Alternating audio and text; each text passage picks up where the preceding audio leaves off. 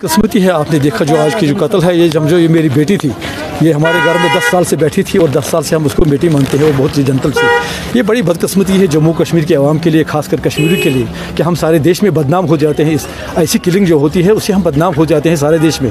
सारे देश के लोग कहते हैं कि कश्मीरी जो मुसलमान हैं ये शायद कातिल है, हाँ हमारे बच्चों को कत्ल कर रहे हैं। इससे हमारी इमेज ही ख़त्म हो गई। सारी दुनिया में हम माने जाते हैं कश्मीर कितने अच्छे लोग हैं, इतने पढ़े लिखे लोग हैं या इनोसेंट लोग हैं, लेकिन जो दबा हमारे ऊपर लग जाता है ऐसी किलिंग से, इसको हम मजम्मत करते हैं। जहाँ यूँ ही मैं यहाँ आया तो मैंने सब लोगों ने कहा इसके लिए कोई अफसर जिम्मेवार है।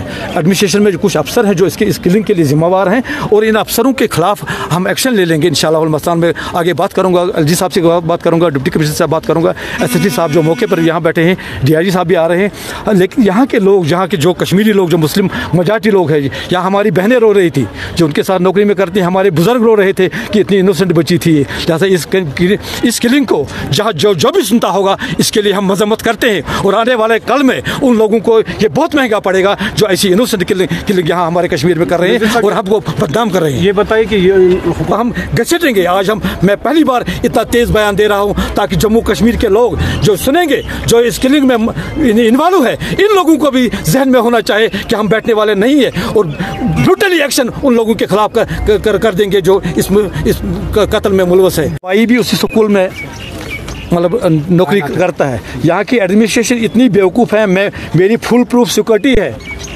मैं डेंजर में हूँ। मेरे भाई को वहाँ भेज दिया गया, अल्लाह ताला का शुक्र था वो बच गया। हमारी बेटी तो मर गई, 10 साल से मेरे घर में है। गवर्नमेंट के नोटिस में लाऊंगा, जब तक हम इस लाश को जम्मू भेज देंगे उसके बाद हम मिनिस्टर एडमिनिस्ट्रेशन से मिलेंगे, उनका पूरी जो आपके जहन में जो चीज़ें हैं वो मैं बता दूंगा और इस पर इंशाल्लाह। हालात साजगार है जिस तरीके से पीएम साहब बोल रहे हैं कि अभी हालात जो है, हालात साजगार नहीं है। कश्मीर में हालात साजगार नहीं है। आज हमारी बेटी को मारा गया तो सारा डिस्ट्रिक्ट रो रहा है। हालात कैसे ठीक है? हालात जम्मू कश्मीर में ठीक नहीं है। एक रोज़ कहते हैं इलेक्शन होगा, कल होगा, परसों होगा, मुझे नहीं लगता है वो चीज़ भी यहाँ ऑन ग्राउंड है, क्योंकि लोग अनसेफ हैं, लोगों को डर है।